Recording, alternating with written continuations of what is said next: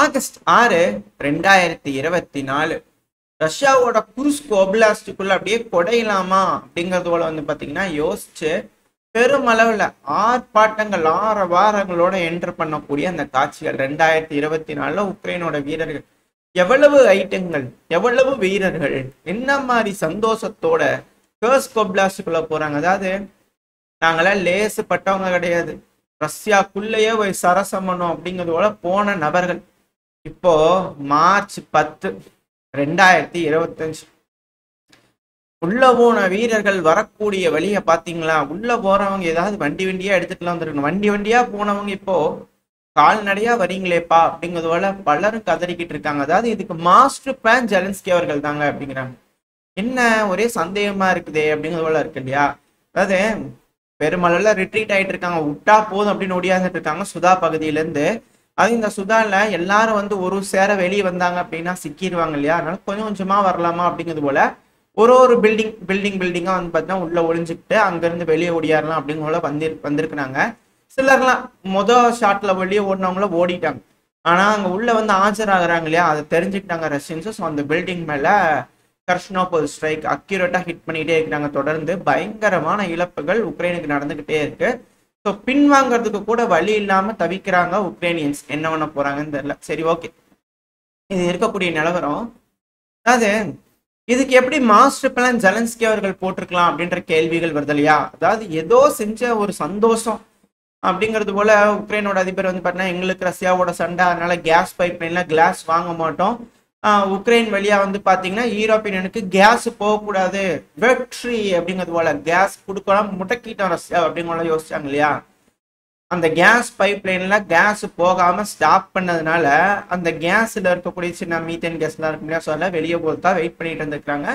முடிஞ்ச வரைக்கும் அதெல்லாம் வெளியே போயிருக்கும், எல்லாம் செக் பண்ணி அங்கங்க ஓட்டையை போட்டு செக் பண்ணி எல்லாம் டெஸ்ட் பண்ணி இருந்திருக்காங்க. ஸோ இனிஷியலாக வந்து பார்த்தீங்கன்னா கொஞ்சம் ஏஜ்டு பர்சன்ஸ் அவங்க தான் இதில் வந்து இன்வால்வ் ஆயிருக்காங்க. பல நபர்கள் இன்வால்வ் ஆயிருக்காங்க இந்த கர்ஸ்க் இந்த பைப்லைன் ஆப்ரேஷனில். அது ரொம்பவும் இதாக இருக்கு. அவங்க என்ன சொல்லிக்கிறாங்கன்னா ஜெலன்ஸ்கி அவர்கள் கொடுத்த வழியினால தான் இது போல ஒரு ஆப்ரேஷன் சக்ஸஸ் ஆகிருக்கு. ஏன்னா எங்களுக்கு தோணவே இல்லை, கேஸ் போயிட்டு இருக்கும்போது மீத்தேன் கேஸ் போயிட்டு இருக்கும்போது உள்ள இறங்கினா அது விஷவாயு தாக்கி செத்துருவாங்க எல்லாருமே. ஸோ அது போல வந்து பார்த்தீங்கன்னா அந்த டைம்ல அவர் அந்த கேன்சல் பண்ணதுனால அந்த விஷயத்த அந்த கேஸ் பைப்லைன் சும்மா தான் இருக்கு, இது வழியா போகலாம் அப்படிங்கிற திட்டம் போட்டிருக்கிறாங்க. அது வந்து பார்த்தா மொத்தம் 4 நாள் வந்து பார்த்தீங்கன்னா பைப்லைனுக்குள்ளேயே இருந்திருக்கிறாங்க ரஷ்யன்ஸ். மொத்தம் 800 பேர்கிட்ட வந்து பார்த்தீங்கன்னா இந்த பைப்லைன்ல வந்திருக்கிறாங்க. அதில் கொஞ்சம் கொஞ்சமா பை வேவா முதல்ல வந்து பார்த்தீங்கன்னா ரொம்ப வயசானவங்க, லைக் ரிட்டையர்ட் ஆகக்கூடிய ஏஜ் இருக்கிறவங்கன்னு வச்சுக்கோங்களேன். ஸோ அவங்க தான் இந்த ஆப்ரேஷன்ல ப்ரிலிமினரியா இருந்திருக்காங்க. இது இங்கன்ட்டு இல்லை, எல்லா இடத்துலையும் இதை பார்க்க முடியுது. அவங்க தான் இது போல இனிஷியேட் எடுக்கிறாங்க. இங்கன்ட்டு இல்லை, இந்த ட்ராஸ்கோ பகுதியில் பண்ணாங்க, இந்த ஆத்விகா பகுதியில் பண்ணாங்க. இது எல்லாமே வந்து பார்த்தீங்கன்னா இவங்க செஞ்சதுதான், இது போல தான் செஞ்சாங்க. ஏன்னா இந்த பைப்லைன் ஆப்ரேஷன் கொஞ்சம் புதுசா இருக்குங்க அப்படிங்கிறது போல இருக்கு. ஏன்னா சும்மா தான் இருக்கு. ஸோ அதனால செக் பண்ணி மீத்தேன் கேஸ்லாம் இல்லை அப்படிங்கிறது ப்ரிலிமினரியா அவங்க போய் செக் பண்ணி கன்ஃபார்ம் பண்ணி 4 நாளா அங்கேயே இருந்து படுத்திருந்து வெயிட் பண்ணி ஆர்டர் கிடைச்சோடனே இது போல வேவ் பை வேவா போயிருந்துருக்குறாங்க ரஷ்யன்ஸ். இது ஒரு மாபெரும் சாதனை அப்படிங்கள பேசுறாங்க. இதுல ஒரு விஷயம் இருக்கு. அதாவது இந்த பகுதிகளில் வந்து பாத்தீங்கன்னா தாக்குதல் பண்ணியிருந்தாங்கன்னு வச்சுக்கோங்களேன், ரஷ்யன்ஸ் வராங்கன்ட்டு ஃபர்ஸ்ட் டைம் ப்ரிடிக்ட் பண்ண உடனே உக்ரைனியன்ஸ் வந்து பாத்தீங்கன்னா கேஸை ரிவர்ஸ் பண்ணலாமான்னு யோசிச்சிருந்தாங்கன்னா அந்த 800 பேர் அங்கேயே சமாதி கட்டியிருப்பாங்க. கேஸை ரிவர்ஸ்னா சுதா பகுதியிலிருந்து உக்ரைன் வழியா கேஸ் வருது இல்லையா? ஸோ உக்ரைனியன் நினைச்சிருந்தாங்கன்னா அவங்க கிட்ட இருக்கக்கூடிய கேஸ் ஸ்டோரேஜ்ல இருந்து கேஸை சுதா பகுதியை நோக்கி அனுப்பி இருக்க முடியும். அப்படி செஞ்சிருந்தாங்க அப்படின்னா ரஷ்யன்ஸுக்குலாம் சொல்லி முடிஞ்சிருக்கு இது போல நடக்குதுன்னு தெரிஞ்சிருந்தாலே. ஆனா செய்ய முடியாது. ஏன்னா பிப்ரவரி மாசம் தொடக்கத்துல இருந்தே நான் உங்களுக்கு சைட்லலாம் இமேஜஸ் காட்டுறேன், வீடியோஸையும் காட்டுறேன், இன்ஸ்டா சைடில் அட்டாச் பண்ணிட்டே இருக்கேன், லைனா ஓடிட்டே இருக்கும். ஏன்னா பிப்ரவரி மாசம் நடந்த தாக்குதல்கள் இந்த பால்டோவா பகுதி அந்த சைட்ல ஏரியால வந்து பாத்தீங்கன்னா முழுவதும் ரஷ்யா வந்து அந்த ஏரியால அட்டாக் பண்ணிட்டே இருந்தாங்க கேஸ் இன்ஃப்ராஸ்ட்ரக்சர்ல. இங்க மட்டும் அட்டாக் பண்ணா சிக்கலாயிருன்னு சொல்லிட்டு என்டையர் உக்ரைன்ல அட்டாக் பண்ணிட்டு இருந்தாங்க. அதுவும் கடைசி ஆக கான்சென்ட்ரேஷன்ல எங்க இருந்தது? ஒடசால இருந்தது. அதுவும் கர்சன் பகுதியிலாம் வந்து பாத்தீங்கன்னா பெருமளவுல ரஷ்யன்ஸ் அந்த பிளண்டூன் பிரிட்ஜ் எல்லாம் எடுத்துட்டு வந்திருந்தாங்க இல்லையா? ஸோ இதெல்லாம் வச்சு பார்க்கும்போது இவங்க என்னமோ யோசிக்கிறாங்கப்பா அப்படிங்கிற யோசிச்சுட்டு இருந்தாங்க. கடைசியில பார்த்தா பைப்லைன்ல இருந்து வெளியேட்டி குச்சி வந்துட்டாங்க. ஸோ இது ஒரு மாஸ்டர் ஸ்ட்ரோக், மிக பெருமளவுல திட்டமிட்டு பல மாச காலமா திட்டமிட்டு எக்ஸாக்டா எக்ஸிக்யூட் பண்ணிக்கிறாங்க அப்படிங்கிற மட்டும் புரிஞ்சுக்க முடியுது. ஸோ அதோட விளைவால துண்டக்கான துணியக்கான எல்லாரும் வெளியே ஓடியான்னு இருக்கிறாங்க, ரஷ்யா விட்டு வெளியே. அதற்கான வீடியோ பதிவுகள் நம்மளால பார்க்க முடியுது. சரி, ஓகே, உக்ரைனியன்ஸ் பின்வாங்குறாங்க, ரஷ்யன்ஸ் முன்னேறுறாங்க. அது கூடவே இந்த இவனோவிஸ்கி அந்த பகுதியெல்லாம் வந்து பார்த்தா ரஷ்யன்ஸ் முன்னேறாங்கன்னு சொல்லியிருந்தோம் இல்லையா.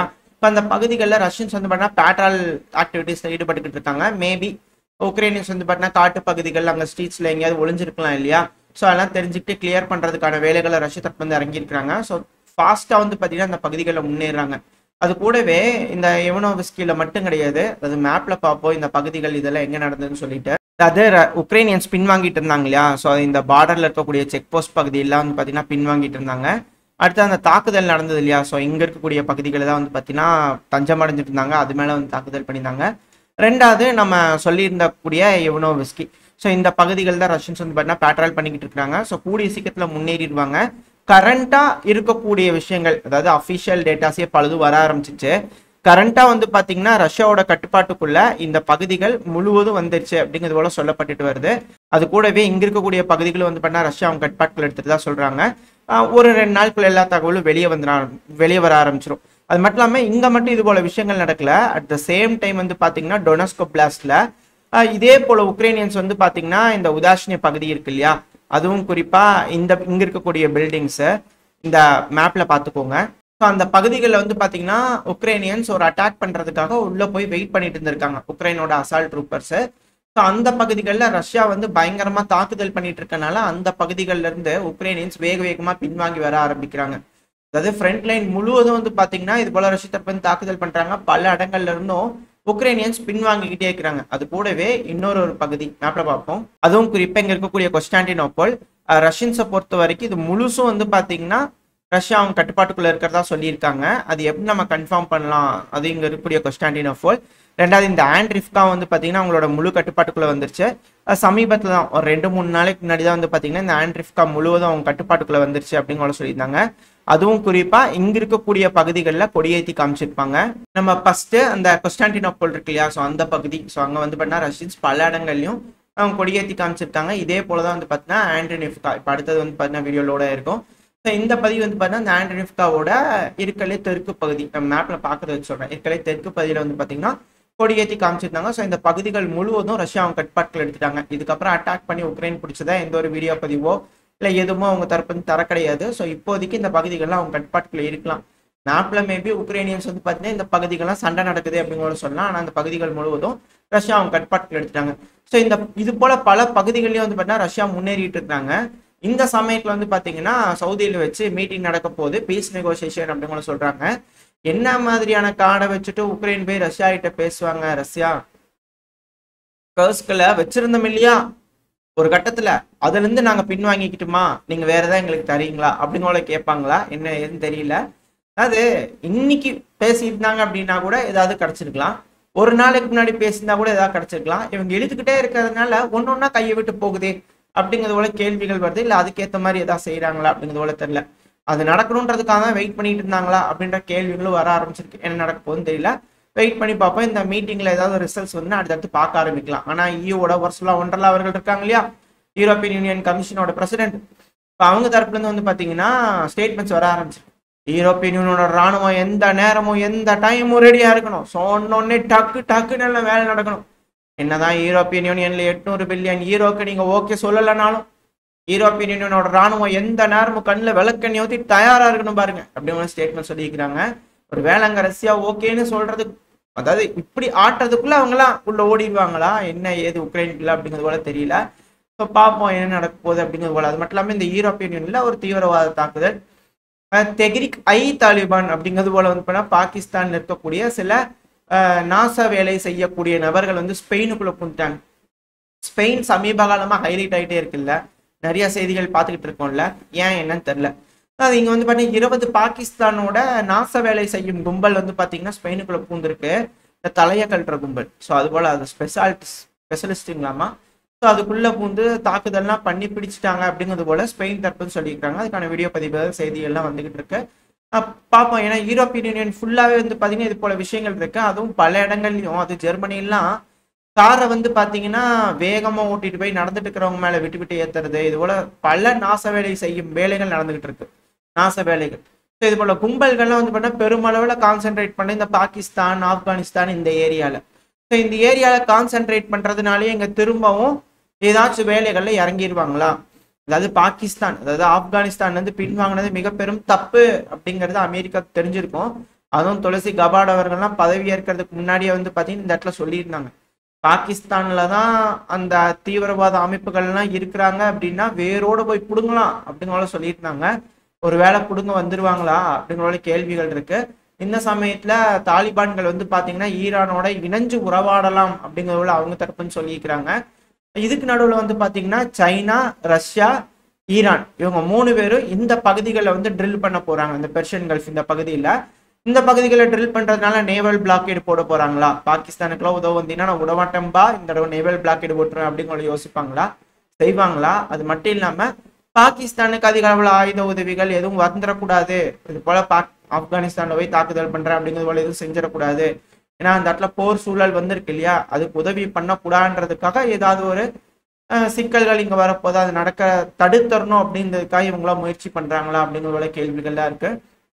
வெயிட் பண்ணி பார்ப்போம். அது மட்டும் இல்லாம ஈரான் மேல தாக்குதல் பண்ணக்கூடாது அப்படிங்கிற கத்தார் தரப்புல இருந்தெல்லாம் வந்து பாத்தீங்கன்னா ஸ்டேட்மெண்ட்ஸ் வந்துகிட்டு இருக்கு. ஈரானை பாதுகாக்கிறதுக்கும் இது போல ட்ரில்கள் வருதா? நம்ம சொல்லியிருந்தோம் இல்லையா, ஈரானை பாதுகாக்கிறதுக்கு 2 சூப்பர் பவர்ஸ், ரஷ்யா அப்புறம் சீனா 2 பேர் இருக்காங்க. இந்த சைடு இஸ்ரேலை பாதுகாக்கிறதுக்கு அமெரிக்கா. ஸோ இந்த இடத்துல வந்து பார்த்தீங்கன்னா பவர் இம்பேலன்ஸா இருக்கு, ஈரானுக்கு எதாகவும் விட்டுற மாட்டாங்க அப்படிங்கிற சொல்லியிருந்தோம் இல்லையா. ஸோ அது இந்த ஏரியாவில் இந்த ட்ரில்லை காட்டும் போது அவங்களோட ஒற்றுமை இந்த இடத்துல காட்டுதா அப்படின்ற கேள்விகள் வருது. அது மட்டும் இல்லாமல் இது நம்மளுக்கும் பிரச்சனை தான். எதுக்கு சீனா அவங்களோட போர் கப்பல் வந்து நம்மளோட கட்டுப்பாட்டுக்குள்ள இருக்கக்கூடிய பகுதிகளை தேவையில்லாத வேலைகள் செய்யறாங்க அப்படிங்கிற கேள்விகள் இருக்கு. ஸோ பார்ப்போம். ஏன்னா ஜியோ பாலிட்டிக்ஸ் என்ன வேணாலும் நடக்கலாம், அணிகள் எப்படி வேணாலும் பிரியலாம், எந்த சமயத்தில் வேணாலும் மாறலாம். என்ன மாதிரியான முடிவுகள் எடுக்கப்படுது, என்ன மாதிரியான சூழ்நிலைகள் உருவாகுது அப்படிங்கிறத வெயிட் பண்ணி பார்த்தலாம். ஓரளவுக்கான தகவல்கள் இந்த பதிவில் பார்த்துருப்போம். இதோட இந்த பதிவு நான் முடிச்சுக்கலாம். இந்த பதிவு அப்படின்னு உங்களுக்கு பிடிச்சிருக்கா? பிடிச்சுன்னா லைக் பண்ணிட்டு உங்க ஃப்ரெண்ட்ஸ் மட்டும் ஷேர் பண்ணிக்கோங்க. அது கூட மறக்காம இந்த பதிவு பற்றி உங்களோட கருத்துக்களை கமெண்ட் செக்ஷன்ல சொல்லுங்க. இந்த பதிவு நல்லா இருக்கும் நம்பிக்கை அடுத்த பதிவு உங்களை சந்திக்கிறேன். அது வரைக்கும் ஸ்டே சேஃப். பை.